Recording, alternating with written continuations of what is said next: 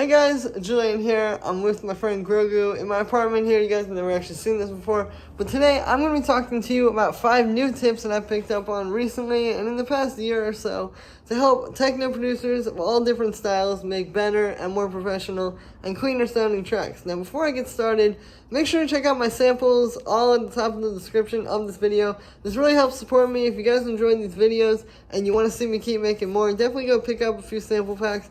They're all just like $5, $10, $15, $20. Not too expensive, but it really helps support me. And I really believe these are some of the best quality samples on the market right now. You know, I really try to make everything, and I succeed, I feel, the best samples they possibly could be, and really better than a lot of the other options out there. So link is at the top of the description. It really helps support me, and let's dive in. So tip number 1 here is that your bass/kick should really be the loudest thing in the mix. And what I mean by this is not just taking it and making it the most saturated or the most compressed or compressing the master to bring that out the most, but really making sure that you just literally have it louder than everything else in the mix. Like, a lot of times you can just take everything that isn't the kick and the bass and just select it and like turn it all down, say -3 or -4 or even -2 in some cases, and just having that a little bit quieter than the kick and bass really can make a world of difference there. So that's the first thing, and I think that's really going to make a big difference, because a lot of times when you hear a track that's really slamming, like,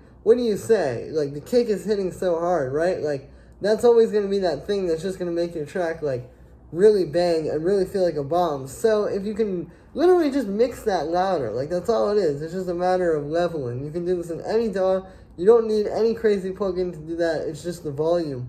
Just having that alone, I think, makes a really big difference. And a lot of times, like, when I've had tracks that don't work, or, like, the mix just wasn't really sounding right, just going and then taking it and doing what I said before, like, turning everything that isn't the kick down, can really make a world of difference. And a lot of times, that's what makes the track work. And the other thing is that I think, like, when you hear a really clean track, that's really what it is, right? It's that, like, nice bass that isn't compressing with the hi-hats or the high end or anything and getting too much crunch. Like, it's just really clean and it's just working really well and it's in the right place in the mix. So that's the first tip. The second tip here is that freezing things / just recording audio, if you're working with like a hardware synth or something like that, a lot of times can create a lot more interesting textures than just sticking with MIDI or just, like I said, keeping something in a hardware synth. So I really recommend doing that. And I don't do that as much on this channel. I should probably do it more. But I think you can really make some interesting stuff this way, because once you have it as audio, you can stretch it, you can chop it, you can warp it, you can just repeat part of it, right? You can just have a little phrase and just do like a dun, dun, dun, dun, little stuff like that. But it just allows you to really like animate a sound. Now obviously you can animate a sound a lot with automation, but I think really having like that audio waveform there that you're tweaking, whether it's stretching or chopping or reversing, ultimately that's really going to make some interesting stuff. And a lot of the more interesting sounds that I've heard in tracks, you know, you listen to it and you think like, oh wow, they must have made the craziest synth patch. But a lot of times it was just kind of a basic synth patch. But then when they went and chopped it up and did all that stuff with it as audio, that's essentially what makes it kind of have that extra step to sound really interesting. So I really think that freezing things and just working with things as audio, like after a certain point, obviously, you know, you need to get a cool synth patch, you need to get the MIDI right, but after a certain point, like, just going and tweaking the synth patch can only do so much. Like, just taking it and working with it as audio. And it also goes back to, like, not being married to any one synth patch, right? Like, you can't just say, I have to have this editable forever. Like, you have to get to a certain point where you just say, this is as good as it sounds, let me take this as audio now and kind of take it to the next level. So the third tip here is don't overprocess your sounds. And I talked about this a little bit a few days ago on this channel, but I think that, you know, it's a real problem, because like a lot of times people think that to make sounds sound big and huge, you have to add like compression and saturation and a bunch of like over limiting and stuff. And although those things can help, that's really more like the icing on the cake, right? Like, the sound really already needs to be 90 to 95% of the way there before you do that. So you get this by using really clean samples, you know, using really strong samples, not using any samples where they don't already feel like they're hitting pretty hard and hitting hard enough to sound professional. And also through like layering, you know, just taking different sounds and putting them together rather than just always going and just dropping a bunch of saturation or drum bus or whatever on. And the other thing there is just using like the dry wet blend. You know, if you do use some saturation or if you do use some compression, do it in parallel where you're just blending it. Essentially in parallel is just a fancy way of saying using the dry wet knob, so that this way the saturation is more like a layer on top of the sound rather than just taking over the sound, because it kind of goes back to what I was saying about having a cleaner track, right? Like, you know, if your hi-hats and your percussion and your bass and all that kind of stuff is too saturated, your track is going to sound really weird against other tracks. And I know because I've made a lot of tracks that way in the past, and I learned my lesson that, like, yeah, you really don't want your stuff to sound too over crunchy, or else it's just not going to hold up. And although you will get the power, like your kick might hit hard enough, it's not really going to be there, and there's going to be something kind of missing. It's not really going to sound professional. So I think if you over-process your sounds, it can be just as bad as under-processing them. You got to know, like, again, just choosing sounds that are already pretty good. Like, I really try to choose stuff where I don't even have to use saturation or compression at all. And if I do, it's just, like, in the sound design stage where I'm, like, building a kick from scratch, you know? So, yeah, the fourth tip here that I've got is the gear doesn't really matter. And what I mean by this is, like, you really don't need a million different VSTs. You don't need a million different hardware synths. I think, especially in techno, people get lost in that a lot because, you know, it's very much about, like, technology and kind of using different machines to make interesting sounds.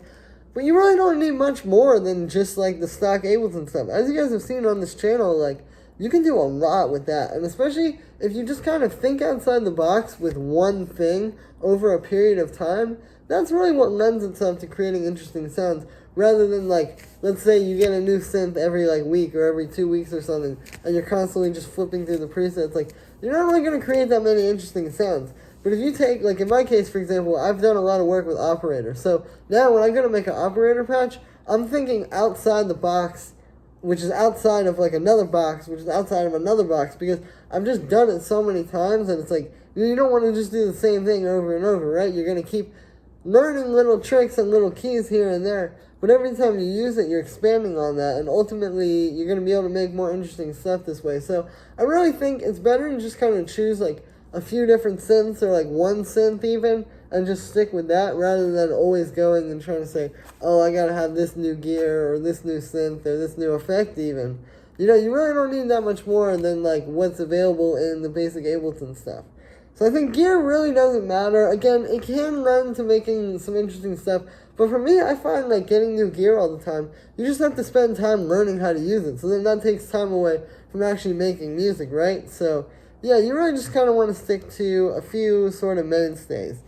The last tip here is that reusing some sounds is actually not bad. And what I mean by this is a lot of times, like, you know, we put a lot of time into making a kick and hi-hats and different synth sounds and stuff. Like, why don't you just reuse it, you know? Like, when you're making a new track, why do you always have to go and get a new kick and constantly make it from scratch every time when you have this really solid kick that you made last time, you know? So there's really nothing wrong with reusing sounds. And a lot of times, if you listen to different artists, like, you'll notice, like, across one EP, they might just use the same kick for all 3 tracks, or, like, the same hi-hat, which is totally cool. Especially because once you get to a certain point, you might have, let's say you have 5 tracks where you made the entire drums from scratch. Well, now you can go and mix and match them. So you can take, like, the background hi-hat from here, but then, like, the main hi-hat from here, and then the kick from here. And now you have a whole new thing, but it's kind of like iterating on the work that you've already done, rather than going and every single time working from scratch. And it kind of goes back a little bit to the idea I was talking about with using the same synth over and over. It's like, you know, if we're taking the same kick, but every track you're doing a little bit more to it, eventually you're going to really expand on that and make something that's very interesting and very unique. Rather than if you just have, like, this, making a new kick every single time, you can only get so far, right? Because you can only do so much work. But if you already have done so much work, and then now you're building on that, and then the next time you build on that, you can see, like, you can make some very good and powerful stuff that way. And I think that's really, like, how you kind of develop your sound, too, is, like, you know, you choose, like, one style of kick or one style of these different things, and then each time you make a track, you're building on that, and then it's sort of speaking that same language that people already know is your style of track, but it's something new each time. So, yeah, ultimately, I think that reusing sounds is really not bad because, you know the sounds work really well, and it allows you to go and focus on other things, plus expand on the idea and just make it that much better. So yeah, that's going to be it for this one, guys. Like I said, I just wanted to give you 5 new tips that I think could really help any techno producer across any different style, but to just really make better and more professional tracks in the new year. So, as always, make sure to like this video as well as subscribe. Let me know what you think of this video in the comments. Like I said in the beginning, you can get my samples. All link is at the top of the description. Really help support me so I can keep going and bringing you guys new videos every single day and new content like this that helps everybody that's not really out there on the internet. Plus, you get some of the best samples on the market right now. Link is at the top of the description. Definitely go check that out. Support me. And yeah, thank you so much, guys, and I'll see you tomorrow with another video.